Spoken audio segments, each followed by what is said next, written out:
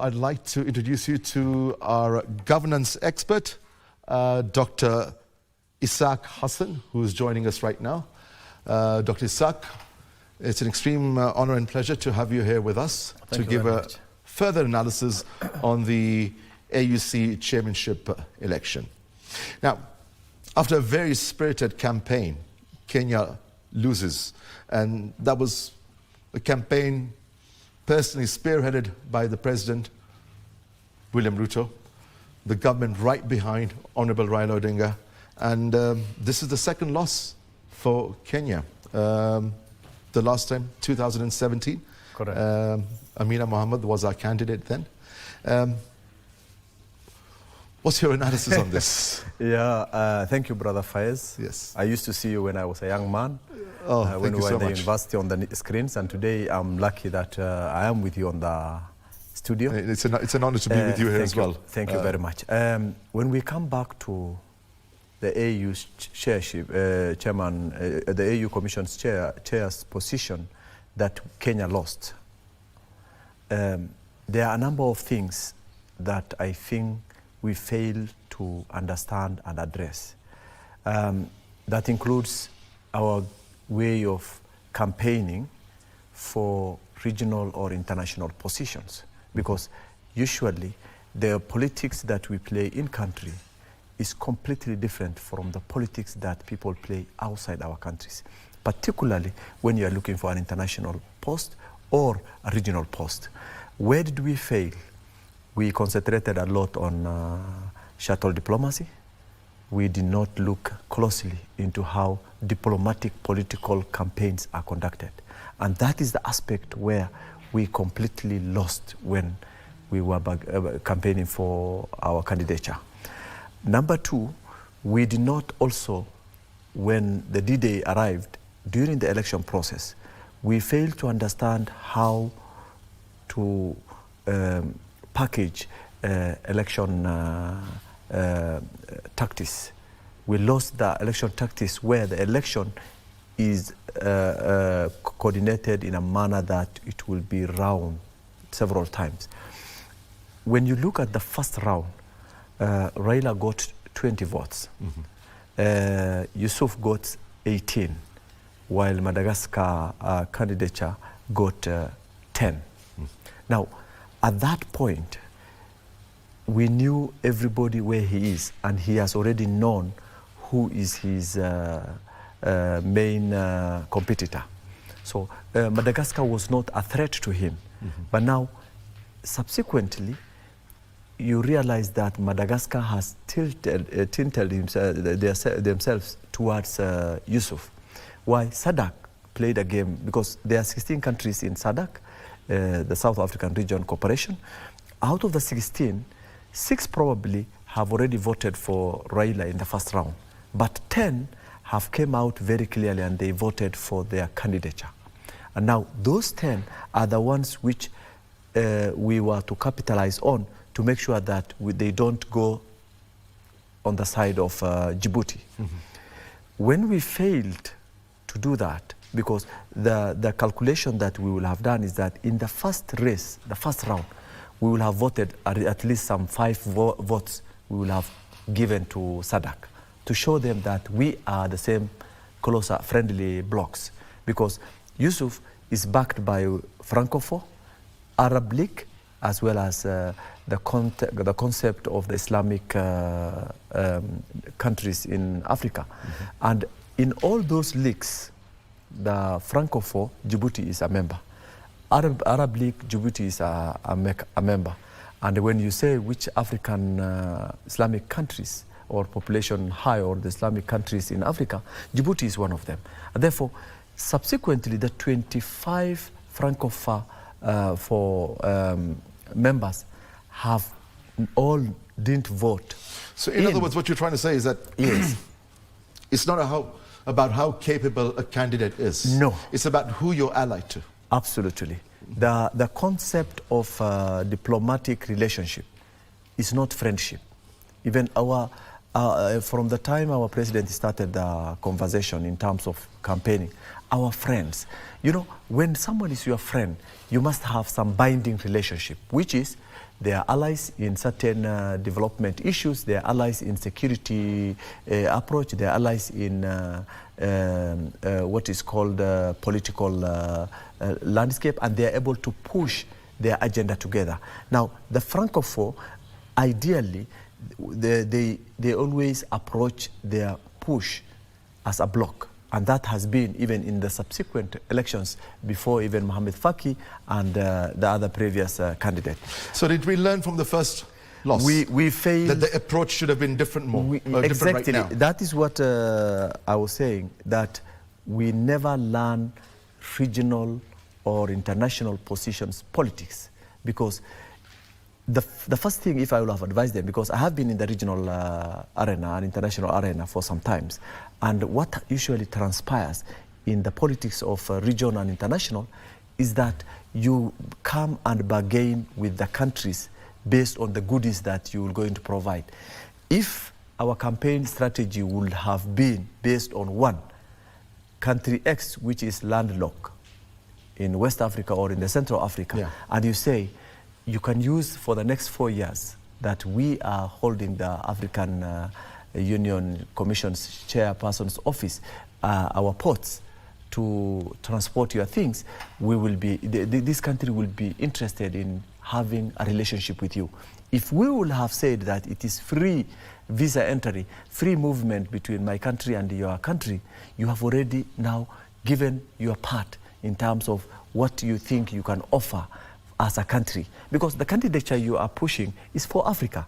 So in terms of the performance, in terms of the work that is required, whether it comes from Kenya, it comes from Djibouti or another country, that particular person will be governed by the African Union principles and will going to be working for the member countries, that is the African nations, Union member countries, that will going to be guiding on the responsibility and achievement of the African Union Commission's chair.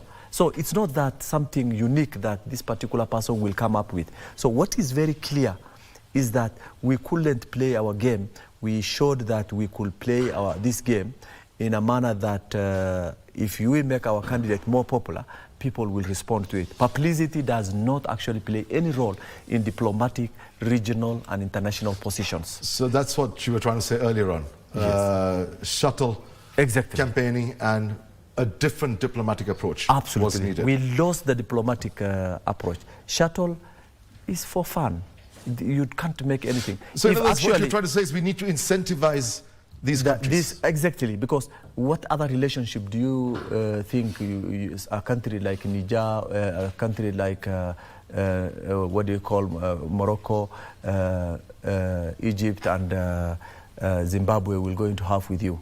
If you don't have common border, you don't have common region, you don't belong to the same bloc. What is it that you are having for them to entice them to come and support your candidature? So there must be, there's a weakest link always in every country where they want to open up. And if you open up for them for purposes of you gaining that platform, then that is where the success comes from. I mean, what you're saying is actual reality. Exactly. Right? But it boils down to, it's not about how capable the candidate is, Absolutely. Which is the sad part. Absolutely, yeah. It has nothing to do with capability, because what is the role of actually AU? The role of AU is actually coordinated by the member state countries. And therefore, it is this country which will going to empower and give them jobs to do. So it's not actually a very big portfolio. It's something that has a name as a country. If we will have got it to our side, and Baba will have won in this election, then Kenya will have been more popular. Kenya will have been playing their games the way they always play in the region, because in the region, economically, we are the most empowered ones. In terms of politics and democracy, we are the ones who are a bit far ahead of most of the African countries. And in terms of even academics, in terms of human capital, We are more advanced than all others. We're far ahead. Pretty far ahead. Would some people look at it as a blessing in disguise as to what's happened? Because obviously, if Honorable Raila Odinga had become the chairman of the AUC, of course, he would have given preference to Kenya, but overall, he had a very, very pivotal role in that would encompass the whole of Africa as such, right? Brother Qureshi, but in one way, wouldn't a section of the population be pleased, or rather a large percentage, that he's coming back? You've got the leader of the opposition, and he will be able to concentrate on the political landscape and the political affairs in Kenya. Brother Qureshi, first, it is a far-fetched expectation, in that actually as an AU chair, you can literally do nothing for your country member. The only thing is that the country is known, because Chad, you remember, was a very small country, a very poor country, and because the AU chair came from their country, people could know there is a country that's called Chad, and they speak Arabic and French, and this is a country that is known. You know, other than that, the role of the AU chair is to coordinate what member states want. They have no freedom of doing their own things, including extending an olive branch to their mother countries. No, but it's all about the legacy.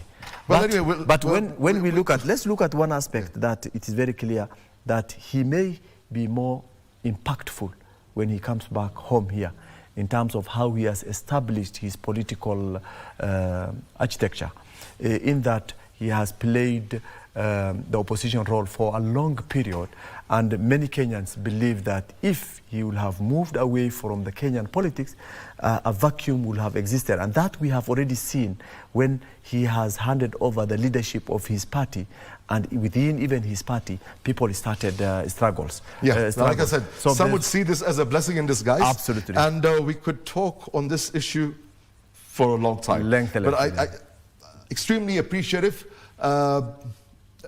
for your analysis. In the meantime, we're taking a short break. Absolutely. And we'll come back. Thank you very much. In the meantime, we'll take a short break, and we'll be back in a short while. Stay with us.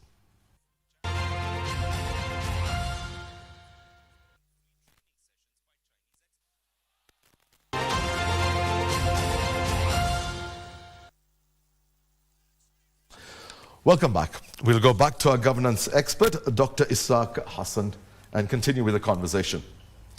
Dr. Isaak, this time round, despite our loss in 2017, the confidence levels were high. Very high, yeah. And is it going back to the same reasons that you said earlier on? Did we miss a major trick in the book? The expectation of the public, Kenyans, is just because we have spearheaded a senior politician whom people think that he might be more popular again outside Kenya. And on that aspect, we thought we could ride on his publicity to win the seat. That was one. Secondly, I think we did it emotionally. We have not made a calculation on who is the competitor, because you must understand your enemy very well before you place who should fight with him. I'm sure very well the last round when, no, not the last one, but before Baba was dropped, the sixth round because for Baba. The first three went in very well. Honorable Raila's favor. Yes. Right? Yes. And fourth and fifth fearlessly contested. Absolutely. And sixth was something where he just had to completely, withdraw. yeah. So the sixth one, if you look at it very keenly, some of the factors which came out included, beside the regional and, of course, Kenyan not understanding absolutely how diplomatic elections occur, they failed to capture the swing votes, which was SADC votes. The other thing, people have said, okay, this is a young man, this is a diplomatic person who has been in this field for so long. Probably the Mzee was a bit older. So people say, let's give the young man. Number two, the fact that Raila is experienced leader in Kenya and he has fought for the top office for 5 times, meaning, and again, his age gives him a threat to the younger presidents in Africa. I mean, if you are an AUC chair and you are supposed to be pledging your loyalty to the presidents of the member states, and you feel yourself that you have reached a level that anyone who is younger than you perhaps must learn from you, but not listen to you, not listen to him. It's one thing supporting a younger candidate. I understand. I mean, that's one point. Yes. The other thing also, if you look at we missed, the Honorable Raila Odinga, he's got a wealth of experience behind him. Absolutely, but do we require wealth of experience for this position? No. You only need to have basic diplomatic relationship. So you're not elected for the right reasons. Exactly. So, because, you know, people think in politics, experience matters. In politics, the experience game only matters when you want to win your seat. So there's something else I would like to ask where we lost is that we do not have experience on diplomatic, regional and international elections. So in a that nutshell, is already... we failed in our diplomacy. Absolutely. That's a failed diplomatic something else I wanted to ask you. While the rounds are taking place, does canvassing still take place? Yes. This is the time, so this actually. Is something I see, actually, the first conversation... Something seems to have changed after the 3 rounds pretty fast. Absolutely. The reason being, these people understood what they wanted. They have already talked to them. Before even the election started, they had conversation with the bloc and talked to the candidate and say, may you please do for me A, B, C, D. If I defeat you... So deals were being struck while these rounds were taking place. That is where the deals are struck. And if there is ile inaitwa Mwakenya, that is the time when Mwakenya happens. Wow. Not in outside. We tried to do a lot of diplomatic shuttle outside, but the diplomatic shuttle that will add it's amazing lobbying taking place is when the field is going on. We're just running out of time. Quick question. What does Ali's win mean for Kenya and Africa as a whole? Ali being a very vibrant diplomatic candidate who has been in that field for many years and currently being the foreign minister of Djibouti. Of course, he will be relinquishing his position now that he has a bigger portfolio in the region. It means that first, Djibouti is a friend to Kenya in terms of relationship, in terms of politics, in terms of business. I mean, Djibouti is a nation of Somalis. Somalis, we are all here. And you know, in Somalia and in Djibouti, nationality is by race, not by documentation. And therefore, the Somalis who are here are Djiboutians as well. And therefore, meaning then business that we have already established from this angle to up to Djibouti, which is already in place in Nairobi, will still continue, and it will be even more stronger. Number two, I tend to think he will give more attention to the Kenyan president when it comes to the member state presidency loyalty, simply because our president is very vibrant. You know very well. He can move a mountain. That's how he took Baba there and make sure that he wins. And that means then the relationship he has built with the region already, because I know he's a very close friend to the Djiboutian president, because he has even invited him several times here. That friendship will be bonded again and it will be more stronger. Unfortunately, Kenya in the last round, I'm not very sure whether they have voted for him, the 7th one, where Raila was not in the picture. But yeah, I'm sure Kenya must have played their part also at that last minute and say, we have given you a vote for the final position so that we don't keep the position. So basically, I think, Brother Fayaz, what is very crucial here is that the Youssouf will going to do his job as the chair of African Union Commission. Kenya will be equally having the same right of Djibouti and any other African nation, because the employer is the member state. So despite the loss, a positive outlook. We have a very strong positive outlook, not only because they are our neighbor. Don't forget, Djibouti is just our neighbor here. Yes. Yeah, we have Djiboutians here living with us, doing business here. And therefore, by the fact that we understand Djibouti better than any other countries who voted him, including the ones in North Africa or in West Africa, Kenya will be more beneficial, if anything, to go by in terms of the benefits that the EU chair will come with. Thank you very much, Dr. Isaac Hassan, Thank our you very governance expert, for that fabulous analysis. Thank you very much, brother. Asante sana. Asante sana ndugu.